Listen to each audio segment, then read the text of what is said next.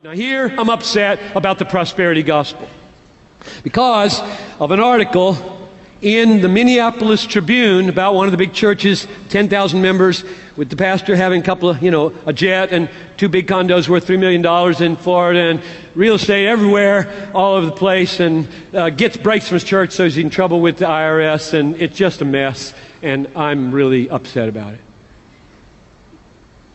Because in the article, one of the leaders was quoted about being the salt, and I just hit the roof. I just went ballistic.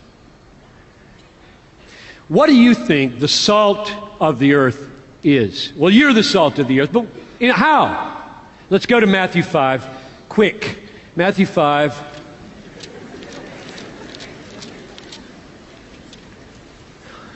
Now, I'm going to experiment with you here. This is my exegetical conviction, and you test it. I'm going to define for you the salt of the earth in terms of God is the gospel. Because I see that in this text in Matthew 5:11 to 16. Blessed are you when others revile you and persecute you and utter all kinds of evil against you falsely on my account. Rejoice and be glad, for your reward is great in heaven. Now, I believe that the reward there is Christ, God, ultimately.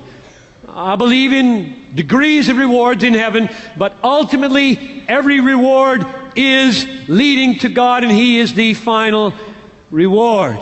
So, because we have an all-satisfying, glorious, final, high treasure called Jesus Christ or the Father in heaven, we can rejoice in the midst of persecution.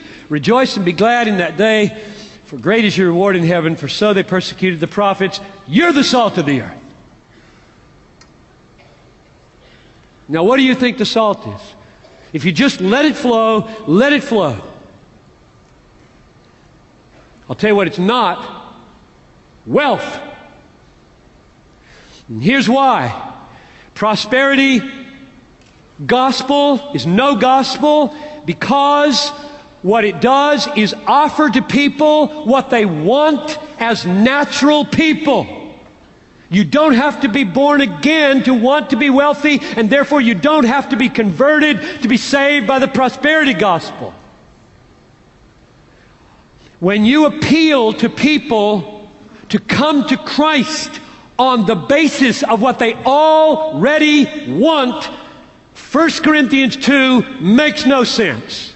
The natural man does not receive the things of the Spirit. They are foolishness to him. Therefore, if you offer to people what they do not consider foolishness in the natural man, you're not preaching the gospel. And the prosperity gospel offers to people what they desperately want as fallen people, gives it to them, and grows huge churches. And we export it to Africa and the Philippines, flying in with our jets, bilking of their money, and going back to our condos worth $3 million. It is horrific what we export as Americans. I can't believe what we tolerate in the church. So I'm on a crusade to crucify the prosperity gospel. I hate the prosperity gospel because I love the glory of God.